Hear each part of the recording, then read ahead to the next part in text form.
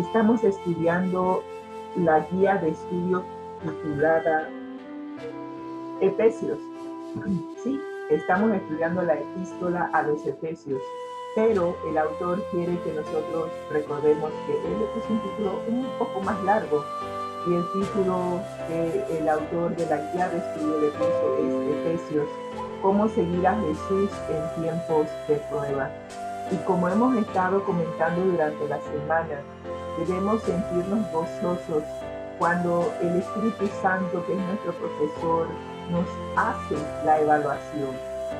Es cierto, a veces las evaluaciones dan temor, nos dan nervios, sentimos que no la vamos a pasar, pero podemos tener la plena seguridad que cuando el Espíritu Santo nos evalúa, nos pone una prueba, es porque Él primeramente hizo la prueba para que la prueba la pudiéramos pasar. Y eso es importante. Hay veces nosotros los educadores, los profesores, ponemos pruebas tan difíciles para que ningún estudiante pase. Pero el Espíritu Santo no es ese tipo de profesor. El Espíritu Santo, antes de poner la prueba, la evalúa y busca a ver qué elementos tiene la prueba, que encaja con lo que ya nosotros hemos aprendido. Es más, se asegura de que pesa la prueba para que al momento de pesarla no sea tan pesada para nosotros que nos destruya. ¿Y cuál es el objetivo de la prueba que nos pone el Espíritu Santo? Es desarrollar en nosotros paciencia y fe. La prueba es para medir nuestra fe, ver si realmente confiamos en nuestro Padre Celestial o no.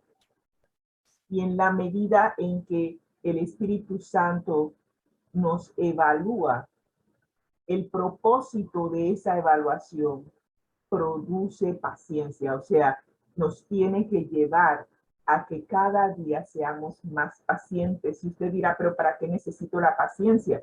Bueno, en Apocalipsis tenemos el texto clave del por qué necesitamos fe y paciencia. Y Apocalipsis nos dice, aquí está la paciencia de los santos, los que guardan los mandamientos de Dios y tienen la fe de Jesús. Creo que eso está en algún lado. Ay, Dios mío, como siempre, a mí nunca me acuerdo de los textos exactamente a dónde están. Recuerdo los textos, pero no recuerdo la ubicación. Sí sé que está en Apocalipsis, pero no recuerdo exactamente en qué parte de Apocalipsis. Así que me comprometo mañana para, no sé por qué la memoria me dice que es Apocalipsis 19, pero a simple vista no lo veo. Así que, creo que sí la encontré. No, esa no es. Así que se las debo para mañana, pero el texto sí dice, aquí está la paciencia de los santos, los que guardan los mandamientos de Dios y tienen la fe de Jesús, elementos claves para que en el tiempo de prueba final nosotros podamos pasar la prueba. El examen final requiere que nosotros tengamos fe y que tengamos paciencia. Así que a lo largo de nuestra vida, el Espíritu Santo va a estar poniéndonos pruebas para que ambos aspectos se desarrollen en nuestro carácter. Y si estás en una prueba actualmente, yo te invito a que mires la prueba no con el afán de cuestionar a Dios, porque a veces nosotros durante la prueba cuestionamos a Dios, y como me decía mi papá ayer, ¿por qué yo? Y le digo, papi, necesita desarrollar paciencia. Dice, es obvio, no la tengo. Digo, el Espíritu Santo le va a seguir poniendo pruebas hasta que llegue usted a desarrollar y a madurar en la paciencia. Y créanme, algo que nosotros los seres humanos carecemos es la paciencia, y lo otro de la cual carecemos es la fe. No creemos, y es por eso que el Espíritu Santo nos lleva, para que nos pone en situaciones en donde solamente la única solución que hay es mirar hacia arriba y buscar a Dios. Así que si tú y yo hoy estamos en lo que yo llamo el horno de fuego, estamos siendo probados, no te preguntes por qué yo, pregúntate, ¿para qué, Señor? ¿Qué deseas que aprenda? Es difícil, no te creas. Yo he estado en el horno de fuego y bien intenso, pero el Espíritu Santo me llevó a enfocarme primeramente en Cristo, mirarlo a Él y derramar mi alma a Él. Y una vez que derramé mi alma, le dije, Señor, no te entiendo, explícame, necesito comprender qué está pasando. Y cuando el Señor me respondió, todavía recuerdo, cuando me dijo, acuérdate de Job. Para que yo me acordara de Job, quiere decir que ya yo había estudiado la experiencia por la cual Job había pasado. El Señor nunca me va a probar, el Espíritu Santo nunca me va a evaluar sobre una lección que yo no haya aprendido. Siempre va a ser con base en algo que ya aprendí.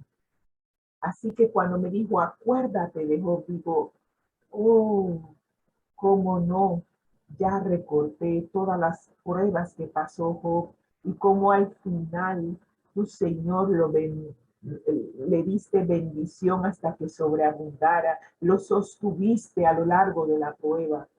Me acordé de José cuando fue vendido por sus hermanos a Egipto, todas las peripecias que pasó para que al final pudiese desarrollar un carácter que Dios podía utilizar para bendecir a otros. Así que en vez de enfocarme en lo que yo estaba padeciendo, empecé a mirar la prueba desde el punto de vista de lo que el Señor quería que yo aprendiera, y a la vez me llevó a enfocarme en cómo podía yo compartir lo que yo sabía para ayudar a otros que estaban en la misma prueba que yo, ayudarlos a ellos a conocer a Dios, a poner su fe en Él y salir adelante, salir victoriosos también de la prueba.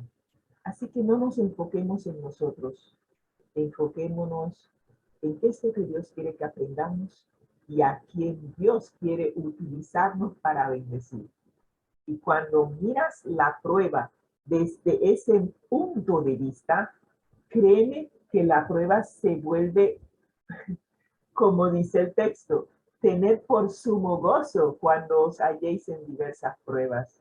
Se vuelve un gozo y una bendición saber que el Señor nos ha escogido para bendecir a otras personas que están en la prueba, pero que no tienen de dónde sostenerse, no tienen en quién refugiarse. Nosotros sí, porque conocemos a Dios, pero ellos no. Y el Señor nos pide, comparte tu fe, comparte aquello que has aprendido para que ellos también puedan salir victoriosos de esta prueba. ¡Qué bendición! Así que la epístola a los Efesios, el estudio de esta epístola quiere llevarnos a nosotros a que podamos seguir a Jesús en tiempos de prueba, y mientras que estás siguiendo a Jesús en la prueba, acuérdate de compartir tu fe con aquellos que no le conocen. Y además de eso, el propósito de la guía de estudio en sí quiere llevarnos a desarrollar el amor. Que todo lo que hagamos para nuestro Padre Celestial sea por amor y que lo hagamos con sumo gozo, porque el Señor desea que nosotros podamos caminar con Él por amor, no por obligación, y que al hacerlo nos sintamos gozosos, como vimos en el texto anterior de Santiago. Sintámonos gozosos de que el Señor está con nosotros, está en nuestras vidas. Y si por A o B has perdido el primer amor, no estamos tarde. El Señor nos dice que si nosotros le permitimos entrar a nuestro corazón, si le abrimos la puerta para que Él pueda morar en nuestra mente, Él nos, con su presencia, Él nos devolverá ese primer amor y será un gozo para nosotros tenerlo a Él nuevamente en nuestras vidas. Y para aquellos que no le conocen, están a tiempo. La puerta de la gracia todavía está abierta y puedes recibir a nuestro Padre. Sí, siempre recuerdo esa figura de Jesús tocando a la puerta de nuestro corazón, diciendo: si oyes hoy mi voz, no endurezcas tu corazón, déjame entrar y cenaré contigo. Cenar implica que el Señor se va a quedar con nosotros y va a permanecer con nosotros, si así le damos la entrada. Así que estamos todavía a tiempo para que el Señor nos devuelva el primer amor. Y esta semana estamos estudiando la lección titulada Anden como sabios. ¿Será que nuestro andar, nuestro estilo de vida hasta ahora ha demostrado que no somos sabios? ¿Por qué el apóstol Pablo nos exhorta a que andemos como sabios? Bueno, esta lección quiere enseñarnos tres aspectos importantes. En primer lugar, quiere que nosotros recordemos que la sabiduría cristiana tiene sus raíces en la revelación de Dios o en la luz de Cristo, así como vimos el sabio más sabio que haya vivido, la persona más sabia que haya vivido en este mundo, que es Salomón. Él obtuvo su sabiduría por una revelación de Dios. Dios se le aparece en sueños y le pregunta: ¿qué quieres que te dé? Y él, en vez de pedir, como pedirían muchos, riquezas, honor y todo lo demás, dice: no, Señor, yo soy joven, soy inexperto, necesito sabiduría para poder ser un rey eficiente sobre tu pueblo. Y el Señor le dijo: como pediste sabiduría y no pediste riquezas, aquí te voy a bendecir con toda la sabiduría que está a mi disposición darte, y además te voy a dar lo que no pediste, te voy a dar riquezas, honra y gloria. Pero todo sujeto a mantener la relación con Dios. Y eso es lo que el Señor quiere también con nosotros, que nosotros podamos desarrollar un estilo de vida siendo transformados por el Espíritu Santo según el modelo que Jesús nos dejó cuando estábamos aquí en la tierra. Así que al final, la sabiduría cristiana tiene que ver con la salvación y la adoración. Y este es el aspecto que vamos a ver hoy: cómo andar como sabios y adorar a Dios. Los versículos para memorizar esta semana vienen de Efesios capítulo 5, versículos 15 al 17, y recordamos a aquellos que no tienen la guía de estudio. Nosotros estamos estudiando la epístola a los Efesios por capítulo, y en esta semana estamos estudiando el capítulo 5, versículos del 1 al 20. Los textos para memorizar esta semana provienen de los versículos 15 al 17, que nos dicen lo siguiente: miren con cuidado cómo andan. Si alguien me dice, oye, ten cuidado cómo andas, créanme que yo de una vez voy a pararme y voy a decir: ajá, me están diciendo que tenga cuidado. Quiere decir que hay irregularidades por donde voy a pisar. Tengo que asegurarme de que no haya huecos, de repente que no haya desnivel en donde estoy caminando. Hay veces en las calles hay un desnivel que te puede provocar que tropieces y caigas. Puede haber escalones, puede haber inclusive algo limoso o algo que nos lleve a resbalar. Así que si el apóstol Pablo me está diciendo ahora, tomando ese aspecto físico, poniéndolo en el aspecto espiritual, me dice, mira, ten cuidado cómo andas, no andes como necios, sino como sabios. Entonces, tengo que hacer una evaluación mental, ver si las decisiones que he tomado hasta este momento han sido de beneficio espiritual para mi vida. Si las decisiones que estoy tomando actualmente me van a ayudar a crecer, como dice el apóstol Pablo en el capítulo anterior, a llegar a crecer a la estatura de Cristo Jesús. De eso estamos hablando.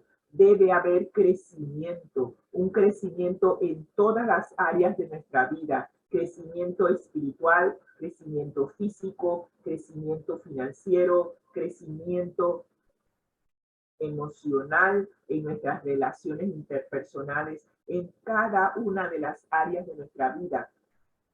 Debe haber crecimiento, pero ese crecimiento a la estatura de Cristo Jesús, en especial nuestro carácter, tiene que ver mucho con nuestra alimentación, así como nosotros, como estamos estudiando con mi esposo la reforma que se debe hacer para tener salud. Es importante que también nos alimentemos para tener una buena salud espiritual.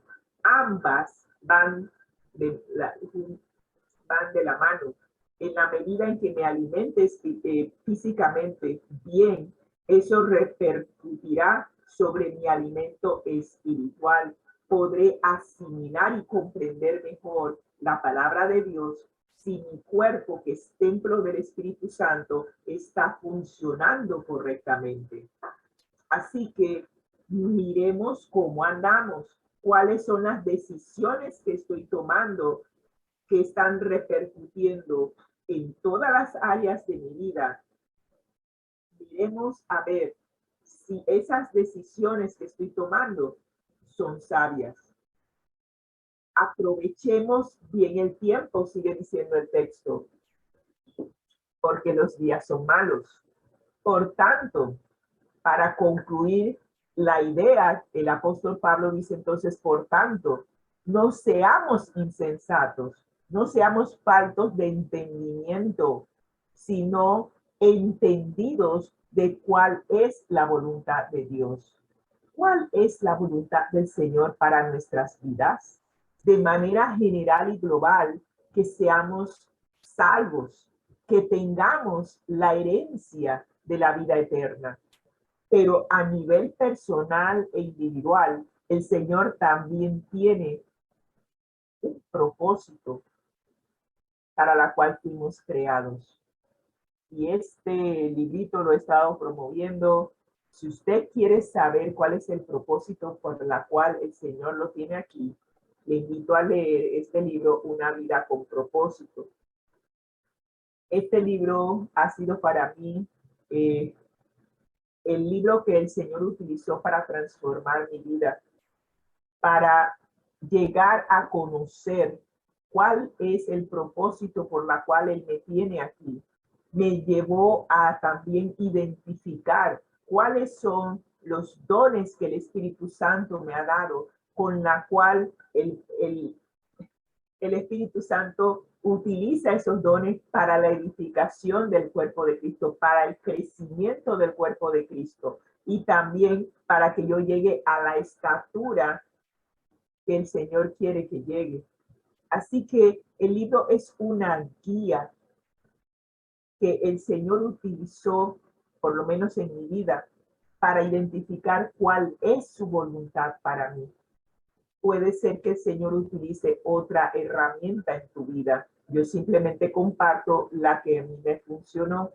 Puede ser que a ti el Señor te haya provisto otra herramienta, pero sea cual sea, el texto lo que quiere enfatizar es que cada uno de nosotros debe comprender cuál es la voluntad de Dios para su vida. Si tú andas por la vida a la deriva, no estás aprovechando bien el tiempo.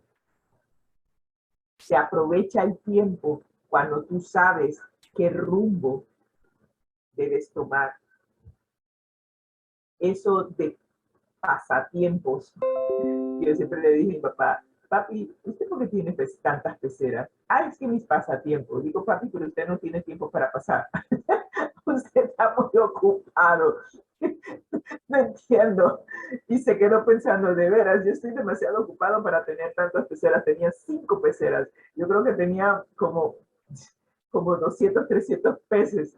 Y se estaba volviendo loco. Y los peces seguían dando a luz, y él seguía poniendo más peceras. Digo, papi, usted disculpe, pero yo no sé en qué parte de su apartamento usted va a poner más peceras. Ya se quedó sin espacio. Vamos a tener que evaluar aquí cuál es la voluntad del Señor aquí con esto. Y se quedó pensando definitivamente que no puede ser. Así que le puso un alto a las peceras y decidió solamente 2, una grande y una chica, y se deshizo de las otras 3. Así que damos gracias a Dios que ahora puede utilizar el tiempo en lo que realmente es importante, que es aprender de la palabra de Dios y seguir creciendo. Porque cuando usted no sabe cuál es el rumbo que Dios quiere para su vida, usted se va a desviar por otros caminos que no conducen realmente a que usted pueda llegar a disfrutar. Sí, es un disfrute conocer la voluntad de Dios para tu vida y hacerla. Uno queda realizado por dentro, saber que estás caminando con el Señor y que ese caminar te lleva a tener un gozo, una paz que solo Dios te puede dar. Saber que estás dentro de su voluntad es un privilegio y a la vez es un gozo. Así que te invito a que puedas llegar a conocer cuál es la voluntad del Señor para tu vida, que aproveches el tiempo. La puerta de la gracia todavía está abierta para cada uno de nosotros.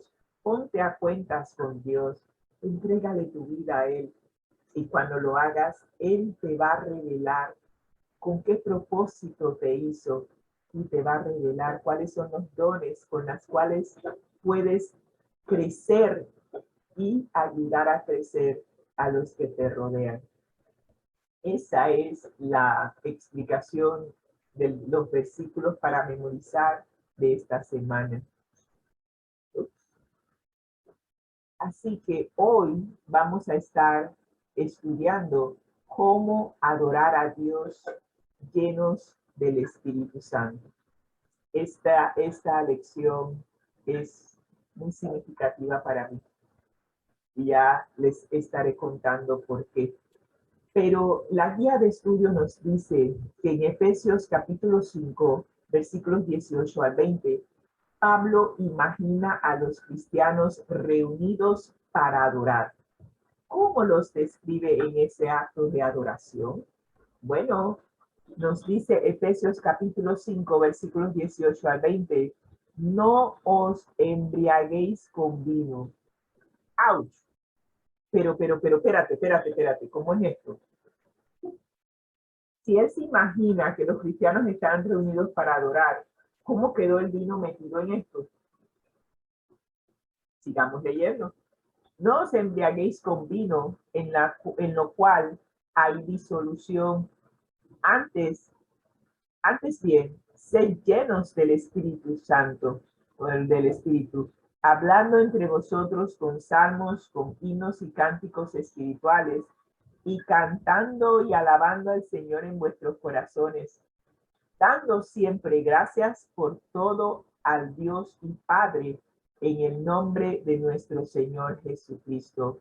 Me llama la atención el aspecto de que el Pablo, desde que inició la escritura de esta epístola a los Efesios, nos habla acerca de nuestra relación con el Padre en el nombre de nuestro Señor Jesucristo. Estoy aprendiendo con el apóstol Pablo a conversar con el Padre, ¿sí? A conversar con mi Padre celestial. Tengo dos padres, uno terrenal y uno celestial. Y conversar con mi Padre terrenal es maravilloso, pero conversar con mi Padre celestial va más allá de poderla describir. El saber que mi Padre celestial, a pesar de la cantidad de hijos que tiene, cuando me acerco para conversar con Él, tengo la plena seguridad de que Él no está distraído diciéndome, mira, tengo demasiados hijos, así que solamente te puedo dar un minuto. No, mi Padre celestial no es así. Mi Padre celestial está disponible 24/7. Está allí escuchando cuando digo ouch, escuchando cuando digo Señor ayúdame, escuchando cuando digo Señor gloria a Dios. Él está allí, está pendiente de cada palabra, de cada gesto, de todo lo que pienso, de todo lo que hago. Qué bueno es contar con un Padre Celestial que no está muy ocupado para atendernos.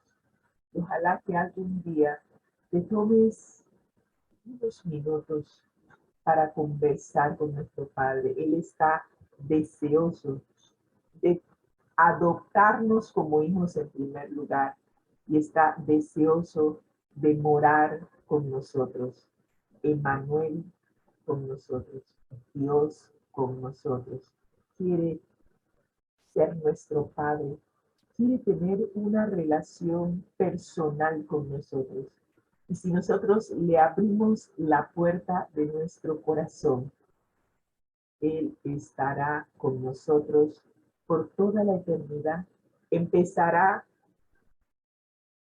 a tener esta relación con nosotros desde ya, para que cuando Jesús venga a recogernos y llevarnos al Padre, ya nos habremos conocido desde acá y simplemente será continuar con la relación que empezamos acá.